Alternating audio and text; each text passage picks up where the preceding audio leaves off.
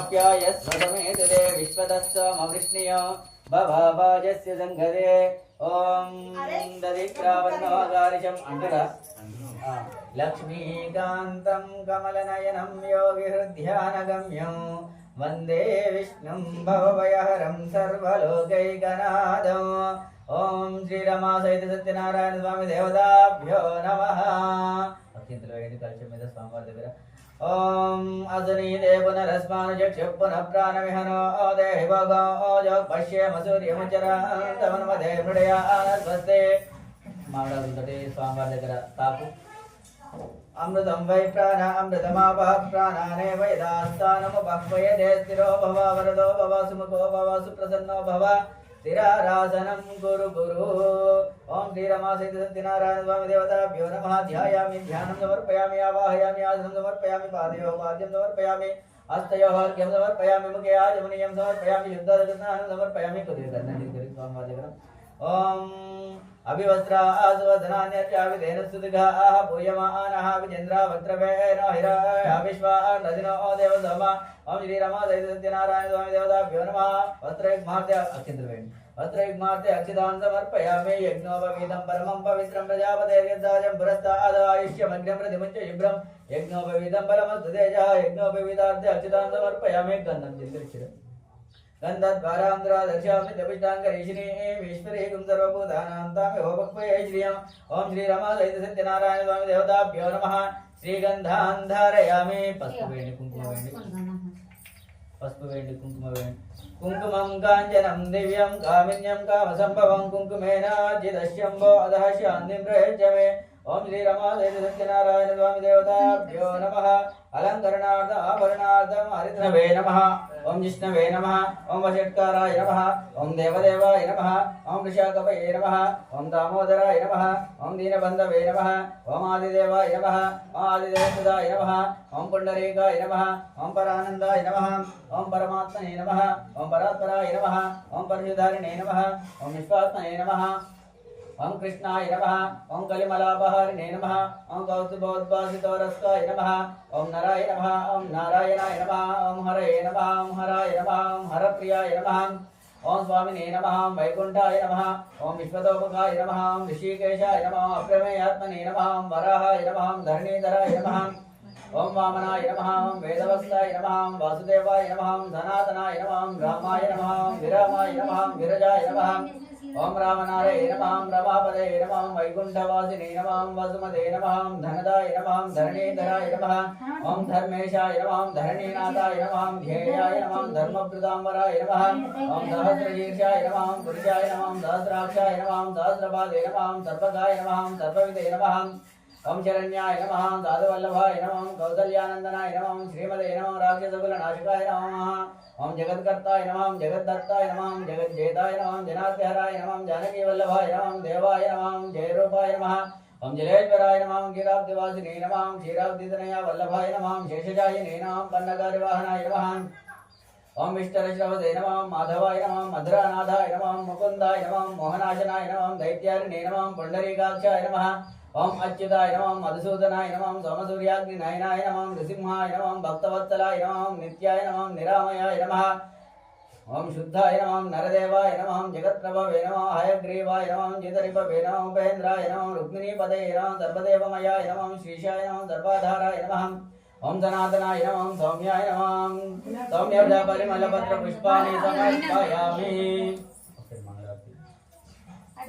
ओम गंधार्जितं च पुष्पञ्चवक्त्रवर्णदीपकं निवेदनं च ताम्बूलम् अर्चनं त्वं एकददानैमिषारण्ये ऋषयश्चवनगादयः पप्रच्छुरानदं सूतं पौराणिकं खलु పూర్వం ఒకప్పుడు కొంతమంది శౌనకాది మునులు ఆ యొక్క నైమిషారణ్యంలో వారి ఆశ్రమంలో ఉండగా అక్కడికి వేద విదునుడైనటువంటి సకల శాస్త్రాలు తెలిసినటువంటి ఆ సుధ మహాముని వస్తాడు. ఆ యొక్క మహామునికి అనేకమైనటువంటి సేవలు చేసినటువంటి వారే ఈ భూలోకంలో మానవులు కష్టాలు పడుతున్నారు కదా, వాళ్ళగా కష్టాలు తొలగి సుఖశాంతులు కలిగినటువంటి ఉపాయం ఏదైనా ఉంటే తెలిపి అనుగ్రహింపము స్వామి అని చెప్పి అడుగుతారు. అందులకు ఆ సుత మహర్షి ఈ విధంగా చెప్తున్నాడు. పూర్వము నారదుడు సకల లోకాలు తిరుగుతూ ఈ భూలోకానికి వచ్చాడు. ఈ భూలోకంలో ఈ మానవులు పడుతున్నటువంటి కష్టాలు చూసి వాళ్ళకి ఆ కష్టాలు ఇలా తొలుగుతాయా అని చెప్పి ఆలోచిస్తూ విష్ణులోకానికి వెళ్తాడు. ఆ విష్ణులోకంలో చతుర్భుజుండు, నీలవర్ణం శరీర ఛాయ గలవాడు, అందమైనటువంటి ముఖవచ్చస్సు గలవాడు, ఆ పాల సముద్రంలో శేషపాన్పుపై లక్ష్మీ సమేతులై ఉన్నటువంటి ఆ శ్రీమన్నారాయణుని చూసి భక్తితో నమస్కారం చేసి ఈ విధంగా అడుగుతున్నాడు, ఓ స్వామి, ఈ భూలోకంలో ఉన్నటువంటి మానవులు కష్టాలు పడుతున్నారు కదా, వారు ఆ సంసార బంధాలలో చిక్కుకొని అనేకమైనటువంటి పాపకార్యాలు చేయుచున్నారు, వాళ్లకు ఆ మోక్ష మార్గం తెలియకుండా నరక ప్రాప్తిని పొందుతున్నారు, వారికి ఆ యొక్క పాప విముక్తి జరిగి మోక్షము పొందినటువంటి వైకుంఠాన్ని పొందినటువంటి ఉపాయం ఏదైనా ఉంటే తెలిపి అనుగ్రహింపు స్వామి అని చెప్పి అడుగుతాడు. అందరకు ఆ మహావిష్ణువు ఈ విధంగా అంటున్నాడు, ఓ నారద, లోక హితార్థమే నీవు చక్కటి విషయాన్ని గురించి అడిగావు. అందరకు ఈ యొక్క సత్యనారాయణ స్వామి వ్రతం ఒకటి కలదు. ఆ యొక్క వ్రతాన్ని ఆచరించినచో ఈ కలియుగంలో ఈ యొక్క మానవులు తెలిసి తెలియక చేసినటువంటి పాపాల నుండి విముక్తి పొంది అంత్యమున మోక్షాన్ని పొందుతారు, సుఖ సంతోషాలు సిరి సంపదలు పొందుతారు, పుత్ర పౌత్రాదులు పొందుతారు అని చెప్పి చెప్తారు. అంతేకాకుండా ఆ యొక్క నారదుడు అడుగుతున్నాడు, మరి ఈ యొక్క వ్రతాన్ని ఏ విధంగా ఆచరించాలి స్వామి, ఈ యొక్క వ్రతాన్ని ఇదివరకు ఎవరైనా ఆచరించారా అని చెప్పి అడగగా ఆ మహావిష్ణువు చెప్తున్నాడు, ఈ యొక్క వ్రతాన్ని కార్తీక మాసం అందు కానీ, మాఘమాసం అందు కానీ, శ్రావణ మాసం అందు కానీ, లేదా ఒక శుభదినమున కానీ, లేదా కష్టం ఉన్నప్పుడు కానీ, దుఃఖం ఉన్నప్పుడు కానీ ఈ యొక్క వ్రతాన్ని ఆచరించవచ్చును. ఈ యొక్క వ్రతాన్ని ఆచరించాల్సినటువంటి మానవులు ఉదయాన్నే నిద్రలేచి స్నానం చేసి ఆ పూజా స్థలంలో గోమయంతో అలిగి దానిపైన ముగ్గులు పెట్టి దానిపైన నూతన వస్త్రాన్ని ఉంచేవాళ్ళను. ఆ యొక్క వస్త్రం పైన బియ్యాన్ని రాశిగా పోసి ఆ యొక్క మహాగణాధిపతి మంగళగౌరి నవగ్రహ దిక్పాలకులను ప్రతిష్ఠించి అటు పిమ్మట ఆ యొక్క స్వామివారి విగ్రహాన్ని ఒక కర్షం బంగారం కానీ, లేదా అర్ధకర్షం బంగారం కానీ, లేదా పావు కర్షం బంగారం కానీ యథాశక్తి ప్రకారం ఆ యొక్క స్వామివారి విగ్రహాన్ని తయారు చేయించి ఆ యొక్క స్వామివారి విగ్రహాన్ని పంచామృతాలతో అభిషేకం గావించి గంధ పుష్పాక్షతలతో పూజించి ఆ యొక్క స్వామివారిని అష్టోత్తరాలతో కొలిచి ఆ యొక్క స్వామివారి కథలను శ్రద్ధగా విని ఆ స్వామివారికి ప్రీతికరములైనటువంటి నైవేద్యములు అనగా ఆవు పాలు, అరటి పండ్లు, గోధుమ నూక లేనిచో వరి నూక, చక్కెర లేనిచో బెల్లము, ఇవన్నీ సమానముగా అనగా శరీరంబావు చొప్పున చేర్చి ఆ స్వామి వారికి ప్రీతికరముగా నైవేద్యములు జరిగించాలి. అటు పిమ్మడ వచ్చినటువంటి బ్రాహ్మణుడికి యథాశక్తి దక్షిణలు ఇచ్చి ఆ స్వామి వారి తీర్థ ప్రసాదాలు తీసుకుని వచ్చినటువంటి బంధువులతో కూడా కలిసి భోజన తాంబూలాదులు స్వీకరించాలి. ఈ విధంగా ఎవరైతే భక్తి శ్రద్ధలతో నియమ నిష్ఠలతో ఈ యొక్క సత్యనారాయణ స్వామి వారి వ్రతాన్ని ఆచరిస్తారో వివాహం కాని వారికి వివాహం జరుగుతుంది, సంతానం లేని వారికి సంతానం కలుగుతుంది, కష్టాలలో ఉన్నటువంటి వారికి సుఖ సంతోషాలు కలుగుతాయి, దరిద్రంతో బాధపడుతున్నటువంటి వారికి సిరి సంపదలు కలుగుతాయి. ఈ కలియుగంలో మానవులు తెలిసి తెలియక చేసినటువంటి పాపాల నుండి విముక్తి పొంది అంత్యమున మోక్షాన్ని పొందుతారు అని చెప్పి సాక్షాత్తు ఆ శ్రీమన్నారాయణుడే నారద మహర్షికి యొక్క సత్యనారాయణ స్వామి వారి వ్రత విధానాన్ని గురించి ప్రథమోధ్యాయంలో వివరించినటువంటి విషయాన్ని ఆ యొక్క సూత మహాముని శౌనకాది మహామునులకు సత్యనారాయణ స్వామి వారి వ్రత విధానాన్ని కొబ్బరికాయ కొట్టిన తర్వాత హారతి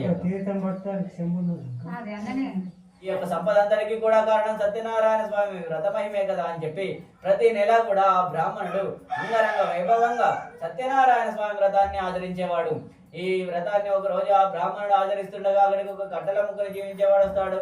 ఆ కట్టెల ముక్కునేవాడు ఆ ఇంటి ముందర పచ్చని పందిరి చూసి ఇక్కడ ఏదో శుభకార్యం జరుగుతుంది కాబట్టి ఆకలితో ఉన్న నేను ఇక్కడ నా ఆకలి తప్పు తీర్చుకుంటాను అని చెప్పి ఆ కట్టెల మోపును పక్కన ఉంచి కాళ్ళు చేతులు కూడా కడుక్కొని ఆ ఇంటిలోనికి తొంగి చూస్తాడు. ఆ సమయంలో ఆ యొక్క బ్రాహ్మణుడు సత్యనారాయణ స్వామి వ్రతాన్ని ఆచరిస్తున్నాడని చూసి ఆశ్చర్యపోతున్నాడు. ఈ యొక్క బ్రాహ్మణుడు మొన్నటిదాకా కూడా తినడానికి తిండికి లేకుండా భిక్షాటన చేస్తూ కష్టపడేవాడు, కానీ ఇప్పుడు మాత్రము ఇంతటి అష్టైశ్వర్యాలు సిరి సంపదలు కలిగాయా అని చెప్పి ఆలోచిస్తూ ఆ వ్రతమైన తర్వాత ఆ బ్రాహ్మణుడిని అడుగుతాడు. అందులో ఆ బ్రాహ్మణుడు పోయి నేను సత్యనారాయణ స్వామి వ్రతాన్ని ఆచరిస్తున్నాను కాబట్టి నాకు నా యొక్క కష్టాలన్నీ తొలగిపోయి దైవానుకూల్యత కలిగి నాకు ఈ విధమైనటువంటి సిరి సంపదలు కలిగాయి అని చెప్పి చెప్తాడు. ఆ స్వామివారి తీర్థ ప్రసాదాలు తీసుకొని తన ఇంటికి వెళ్లి ఆ మరునాడు ఉదయాన్నే నిద్రలేచి స్నానం చేసి ఆ కట్టెల మోపును భుజం పైన పెట్టుకుని ఈ విధంగా అంటున్నాడు, ఓ సత్యనారాయణ స్వామి, నేను నీ యొక్క వ్రతాన్ని చేయాలనుకుంటున్నాను తండ్రి, కానీ నా దగ్గరైతే ధనం లేదు.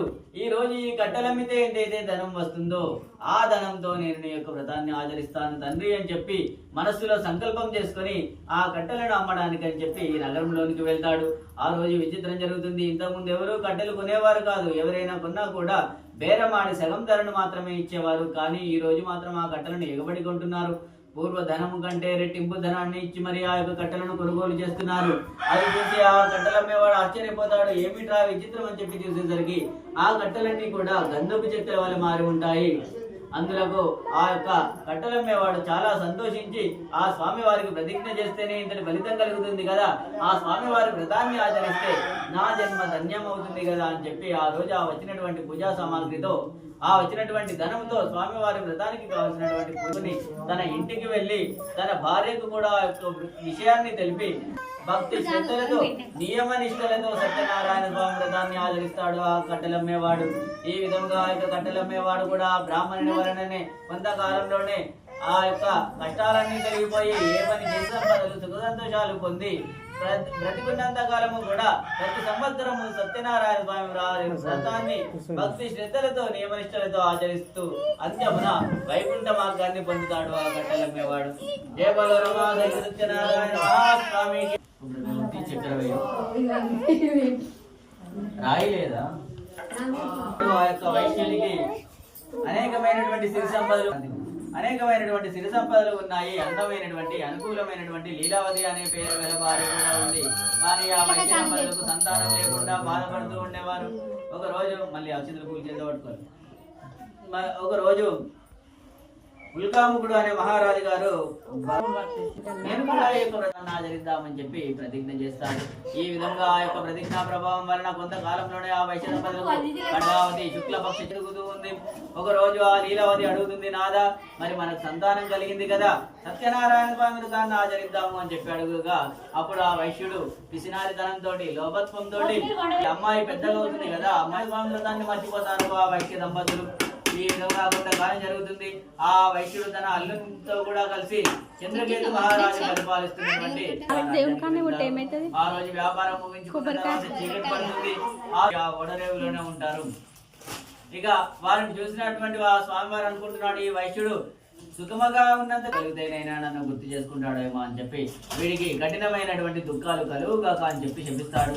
ఆ శాప ప్రభావం వలన అదే రోజు కొంతమంది దొంగలు ఆ యొక్క మహారాజు గారి ధనాగారంలో పడి ధనపు మూటలను అపహరించుకొని పారిపోతూ ఉండగా ఆ రాజభటులు వెంబడించినటువంటి ఆ దొంగలు మమ్మల్ని పట్టుకుని ఎక్కడ ఉన్నా దండన విధిస్తారు. వచ్చినటువంటి ఆ ధన మూటలను ఈ వైశ్యుల దగ్గర పారవేసి వారు అక్కడి నుండి వెళ్ళిపోతారు. వైశ్యులు ఆ దొంగలను వెతుకుతూ వచ్చినటువంటి ఆ రాజభటులు ఈ వైశ్యుల దగ్గర రాజుగారి ఉండడం చూసి వీరు వ్యాపారం పేరు చెప్పి వచ్చి రాజ్యంలో దొంగతనాలు చంద్రకేతు మహారాజు గారి దగ్గరికి తీసుకెళ్తారు. ఆ చంద్రకేతు మహారాజు గారు కూడా ఆ యొక్క స్వామివారి మాయా ప్రభావం వలన వీరు నిజంగా బంధించండి అని చెప్పి ఆజ్ఞాపిస్తాడు. మేము వైశ్యులము, మేము వ్యాపారస్తులము, నిర్దోషులము, మేము దొంగలం కాదు అని చెప్పి ఎంత మొత్తుకున్నా కూడా వారి మాట వినేవారు ఎవరు కూడా లేరు. ఇక ఆ యొక్క మామాలు ఇద్దరు కూడా ఆ యొక్క కారాగారంలో అనేకమైనటువంటి కష్టాలు పడుతూ ఉన్నారు. ఈ విధంగా కొంతకాలం జరుగుతుంది. ఆ యొక్క ఇంటి దగ్గర ఆ లీలావతి కళావతి తల్లి కూతురు ఇద్దరు కూడా కష్టాలు మొదలయ్యాయి. ఆ యొక్క స్వామివారి శాప ప్రభావం వలన వారి ఇంటి వద్ద ఉన్నటువంటి ధనమంతా కూడా హరించుకుపోతుంది. తన భర్త అల్లుడు కూడా వ్యాపారానికని వెళ్ళి చాలా రోజులైంది. ఎక్కడ ఉన్నారో తెలియదు, ఎప్పుడు వస్తారో తెలియదు. వారి ఇంటి వద్ద ఉన్నటువంటి ధనమంతా కూడా హరించుకుపోయింది. ఆ యొక్క సత్యనారాయణ స్వామి వ్రతం జరుగుతుండడం చూసి ఆ యొక్క వ్రతమైన తర్వాత ఆ స్వామివారి తీర్థ ప్రసాదాలు తీసుకుని తన తల్లికి కూడా తీసుకుని వెళ్తుంది. ఆ తీర్థ ప్రసాదాలు తీసుకున్నటువంటి ఆ లీలావతము కానీ ఆ యొక్క వ్రతాన్ని ఆచరించకుండా ఉన్నాము కాబట్టి ఈ విధమైనటువంటి కష్టాలు వస్తున్నాయో ఏమో అని చెప్పి ఆలోచించుకొని ఆ మరునాడే ఆ తల్లి కూతురు ఇద్దరు కూడా భక్తి శ్రద్ధలతో నియమనిష్టలతో సత్యనారాయణ స్వామి వ్రతాన్ని ఆచరిస్తారు. ఈ విధంగా వారి యొక్క భక్తికి సంతుష్టుడైనటువంటి ఆ స్వామివారు అదే రోజు చంద్రకేతు మహారాజు గడిలో కనిపించి, ఓ రాజా, నీ వద్ద బంధింపబడి ఉన్నటువంటి వైశ్యులు ఇరువురు కూడా నిర్దోషులు, వారు నా భక్తులు, వారిని ఉదయాన్నే విడిచిపెట్టుము అని చెప్పి ఆజ్ఞాపిస్తాడు. ఆ స్వామివారి ఆజ్ఞానుసారం ఉదయాన్నే చంద్రకేతు మహారాజు ఆ యొక్క సభను చేసి తన మంత్రులను పురోహితులను అందరినీ కూడా పిలిపించి ఆ యొక్క వైశ్యులను కూడా పిలిపించి ఈ విధంగా అంటాడు, ఓ ఈ వైశ్యులారా, మీకు దైవ ప్రాతికూల్యం వలన ఈ విధమైనటువంటి దుస్థితి వచ్చినది. ఇక మీకు భయం లేదు, మీరు నిర్దోషులు కనుక నేను మిమ్మల్ని విడిచిపెడుతున్నాను అని చెప్పి వారిని అనేక విధాలా సత్కరించి గౌరవించి వారి దగ్గర తీసుకున్నటువంటి ధనానికి రెట్టింపు ధనాన్ని ఇచ్చి ఇక మీరు క్షేమంగా మీ యొక్క రాజ్యానికి బయలుదేరవచ్చును అని చెప్పి అనుమతినిస్తాడు ఆ చంద్రకేతు మహారాజు. జయ బలో రమా సహిత సత్యనారాయణ మహాస్వామికి. चतुर्थोऽध्याय प्रारम्भः।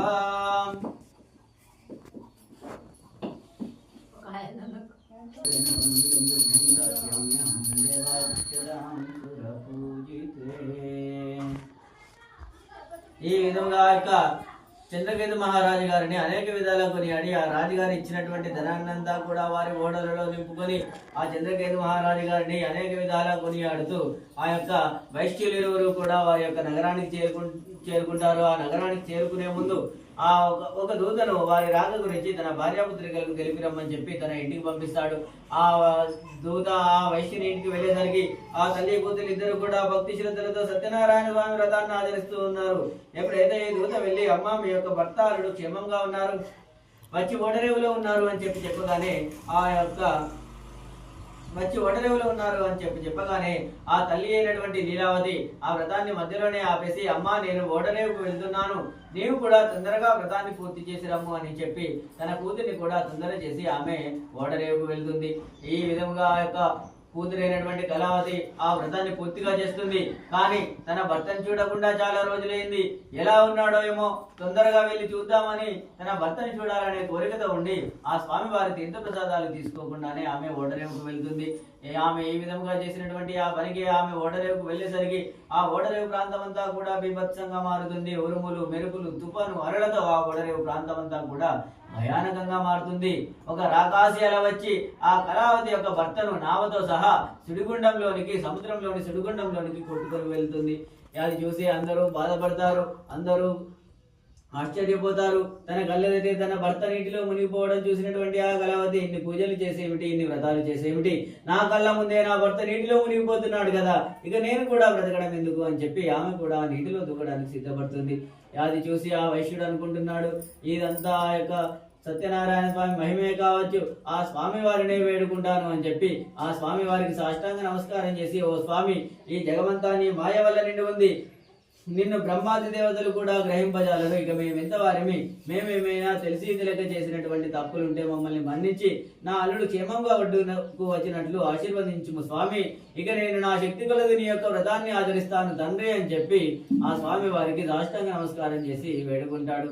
అంతలో ఆ యొక్క స్వామివారు అనుకుంటున్నాడు ఈ తల్లి కూతురిద్దరు కూడా సత్యనారాయణ స్వామి వ్రతాన్ని ఆచరించారు కాబట్టి వారి సౌభాగ్యాలకు సౌమంగళ్యాలకు ఏ విధమైనటువంటి ముప్పు రాకూడదు కదా అని చెప్పి ఏదైనా ముప్పు కనుక వస్తే భవిష్యత్తులో ఎవరు కూడా వ్రతాన్ని నమ్మరు కదా అని ఆకాశవాణి రూపంలో కళావతి నీవు నీ భర్తను చూడాలనే కోరికతో ఉండి తీర్థప్రసాదాలు తీసుకోకుండా వచ్చావు కాబట్టి నీ భర్తకు ఏ విధమైనటువంటి దుస్థితి వచ్చినది, నీవు ఇంటికి వెళ్ళి తీర్థ ప్రసాదాలు తీసుకుని వచ్చినచో నీకంతా శుభం జరుగుతుంది అని చెప్పి చెప్తాడు. ఆకాశం నుండి ఆ మాటలు విన్నటువంటి ఆ కళావతి పరుగున ఇంటికి వెళ్ళి మళ్ళీ ఆ యొక్క స్వామివారికి భక్తి శ్రద్ధలతో నమస్కారం చేసి ఆ స్వామివారి తీర్థ ప్రసాదాలు తీసుకొని అటు పిమ్మట ఆ ఓడరేవుకు చేరుకుంటుంది.